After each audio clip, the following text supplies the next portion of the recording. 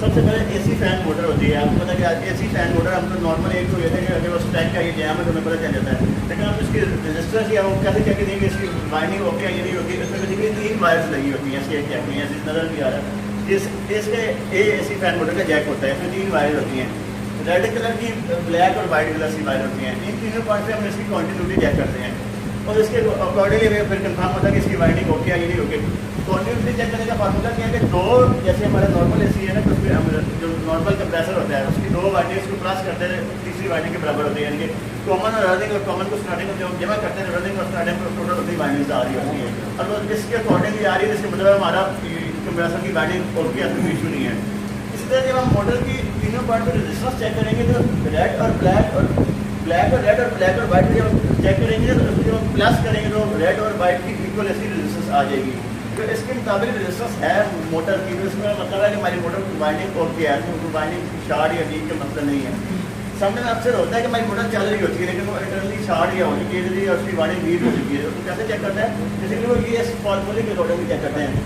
इसकी वैल्यूज को हम फिक्स नहीं कर सकते क्योंकि रेजिस्टेंस टेम्परेचर वाइज वेरीज करती है। अगर 20 में रेजिस्टेंस की वैल्यूज कुछ आ रही है तो 30 टेम्परेचर कुछ और आएगी, 40 में कुछ और आएगी।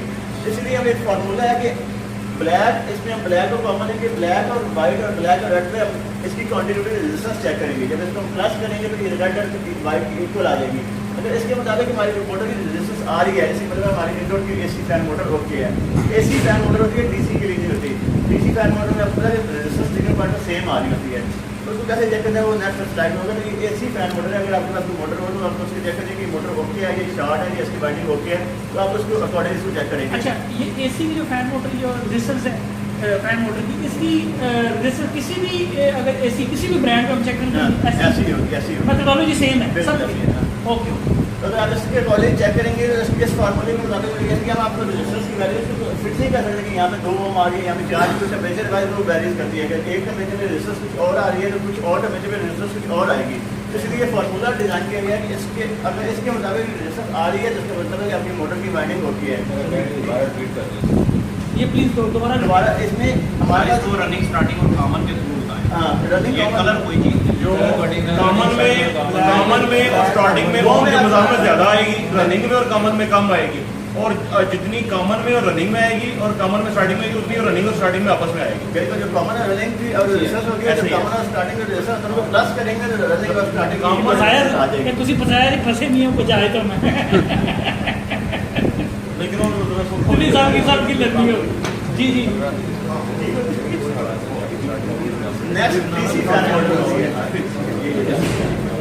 अच्छा, पहले जैसे वो एसी फैन मोटर, अब DC फैन मोटर मोटर है। डीसी फैन मोटर को आप डायरेक्ट नहीं चेक कर सकते। अगर आप इसे चेक करेंगे तो सारे पॉइंट पे रेजिस्टेंस सेम आ रही होगी।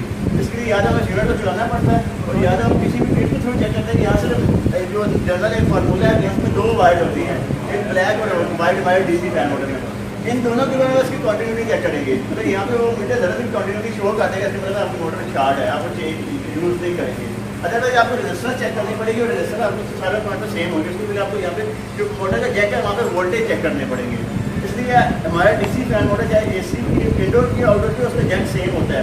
उसमें कलर कोडिंग भी यही होती है हायर की ब्रांड के लिए। तो आप सिर्फ इन 2 वायर पर ना मीटर से क्वान्टिटी चेक करेंगे, ब्लैक और वाइट के ऊपर। अगर यहाँ पे वो मीटर बदल दे दे या ज़रा सी क्वान्टिटी शो कर दे, इसका मतलब आपकी मोटर की वाइंडिंग शार्ट है, आप कोई शोर यूज़ नहीं करेंगे। क्योंकि अगर वो मोटर आप यूज़ करेंगे तो आपको किसी भी किट को भी डिफेक्टेड कर देगी। इसलिए जब भी आप मोटर नहीं लगाएं, चाहे एसी हो, इंडोर हो या आउटडोर हो, आप इस मोटर की क्वान्टिटी आप भी चेक कर लेंगे इन 2 पॉइंट्स के ऊपर। जैसे आपको कंफर्म हो जाएगा ब्लैक और वाइट के ऊपर। ये जनरल तरीका है। ये पॉइंट क्लियर हुआ है? नहीं साथ दोबारा ये जो मोटर है बेसिकली मोटर का ये बता रहे हैं, जो मुझे समझ आया नहीं, गलत हुआ तो क्लियर कर देना। इसमें ये 2 वायर आ रही है, ब्लैक और वाइट आ रही है।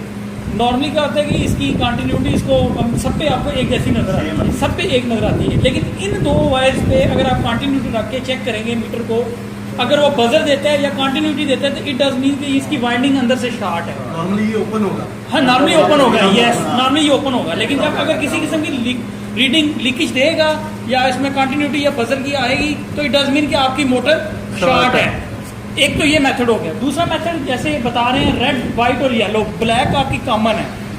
आप इसके वोल्टेज दोनों मेथड है इसमें आपके। होता क्या है कि समटाइम आपकी पीसीबी डिफेक्टिव होती है तो साथ वो मोटर को भी डिफेक्ट कर देती है। लेकिन हम क्या करते हैं, पीसीबी चेक करते हैं, पीसीबी यार फॉल्टी है, पीसीबी रिप्लेस की। जब नई पीसीबी लगाते हैं, इन केस अगर मोटर आपकी शॉर्टेज होगी वो दोबारा पीसीबी को डालेगी। तो आप जब भी ये चेक करने जाएंगे तो ये दोनों मेथड चेक करेंगे। फर्स्टली आप अपनी पीसीबी को चेक करेंगे कि पीसीबी वोल्टेज आउटपुट ठीक दे रही है। उसके लिए जैसे अली ने बताया कि ये ब्लैक आपकी कॉमन होगी, बाकी रेड जो है, रेड वायर है, और व्हाइट और येलो, इन पे तीनों पे वोल्टेज मेंशन है जी। ये वोल्टेज अगर इस पे आउटपुट आ रहे हैं, डीसी वोल्टेज होंगे।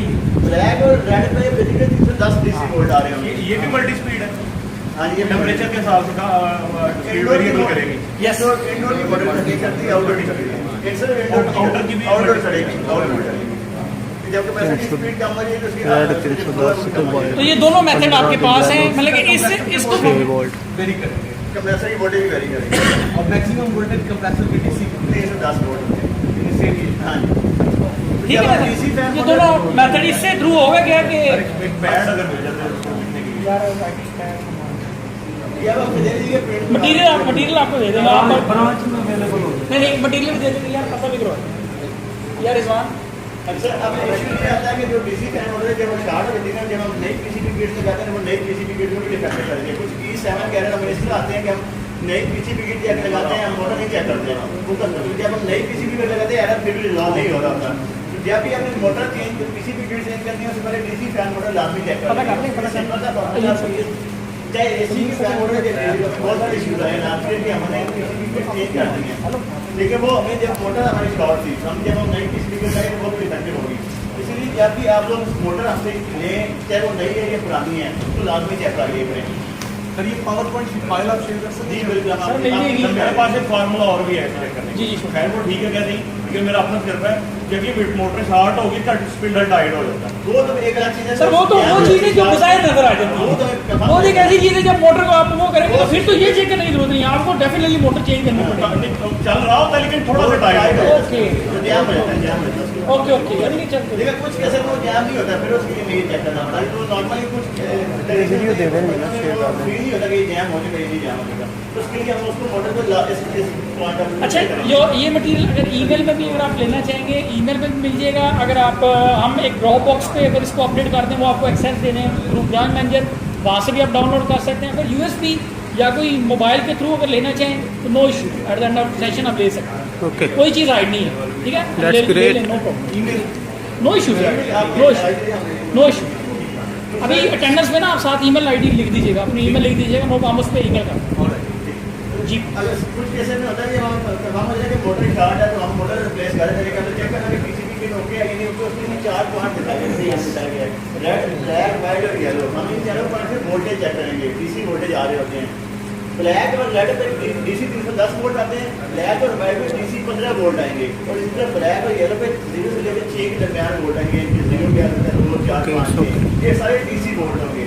अगर इस टेबल के मुताबिक वोल्टेज आ रहे होंगे, इसका मतलब हमारे पीसीबी किट ओके, हम इसको यूज इसमें टॉलरेंस आप रखें इनको 5-7% की ऊपर नीचे, लेकिन अब 310 की जगह अगर 100 वोल्ट आ रहे होंगे दैट इज अलार्मिंग, ठीक है ना।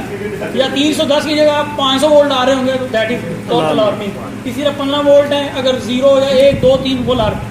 अगर 15 के 14 आ रहे हैं, 16 आ रहे हैं, वो हो सकता है, प्लस माइनस हो सकता है। 310 और 15 volt constant voltage yes, permanent वही रहेगा, वो वेरी नहीं करेंगे। वो वैल्यू नहीं करेंगे। लेकिन ये येलो वाले हैं, ये 0 to 6 ये वेरी लो होते हैं। होंगे। 6 के दरमियान आएंगे, 1 हो सकता है, 2 हो सकता है, 5, 6 कुछ भी हो सकते हैं। अगर इस टेबल के मुताबिक आ रहे हैं तो मतलब आपकी पीसीबी किट ओके है। अगर नहीं आ रहे फिर आपको मतलब पीसीबी किट डिफेक्टिव हो जाएगी, वो चेंज करनी पड़ेगी। तो ये पीसीबी किट और मोटर का डीसी फैन मोटर के साथ चलते होते हैं। इंडोर के लिए एक प्रोसेसर, आउटडोर के लिए एक प्रोसेसर, दोनों में सेम होता है। ओके, अच्छा, इंडोर आउटडोर दोनों मोटर्स हम चेक कर सकते हैं, पीसीबी और ये दोनों चेक कर सकते हैं। क्योंकि नॉर्मल एसी में हम डीसी फैन मोटर यूज करें, और डीसी फैन मोटर में यही जैक और यही एसी का पीसीबी किट है। डीसी मोटर में जो आउटडोर की पीसीबी किट है ना, उसका भी सेम यही जैक है और ये पीसीबी किट है, इसी तरह। तो हम इसको और एसी को इंडोर को चेक कर सकते हैं, आउटडोर को भी चेक कर सकते हैं।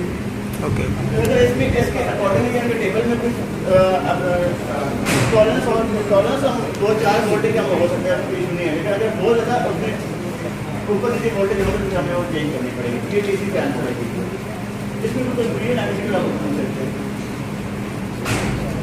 किसी टेक्नीशियन को कंफ्यूजन अपनी जी। आप बदर सर ये रनिंग कंडीशन तो होगा यहाँ मोटर का रन देखो, रनिंग में आप जब पीसीबी चेक करोगे तो डेफिनेटली वो रनिंग में ही होगा। मोटर आप उतार रनिंग जब करोगे नहीं वोल्टेज है पीसीबी के जैक में चेक करेंगे, जैक उतार नहीं, जैक उतार के चेक करेंगे, जैक उतार के यहाँ पे जब ये जो है ना हम वोल्टेज चेक करेंगे जब पीसीबी के अंदर। यार दो मेथड है ना, एक मेथड है आपका पीसीबी की आउटपुट चेक करने का कि पीसीबी कितने वोल्ट निकाल रही है, दूसरा मेथड है आपका मोटर चेक करने का। मोटर चेक करने का मेथड में बताया जी कि ब्लैक और वाइट जो है इन दोनों पे आप जब मीटर को कंटिन्यूटी पे रख के आप चेक करोगे, अगर वो हाँ ठीक है जैक उतार के तो वो कंटिन्यूटी अगर देगा या बजर की आवाज देगा इट डज मीन कि वो शॉर्ट है, ठीक है। अगर नहीं देगा ओपन होगी, ठीक है। और जो पीसीबी है इसके ओपन में आप चेक करोगे, ओपन में वोल्टेज चेक करोगे। अब ओपन में आपके ये वोल्टेज होगी तो इट डज मीन कि आपकी पीसीबी आउटपुट वोल्टेज वो ठीक है। आगे आप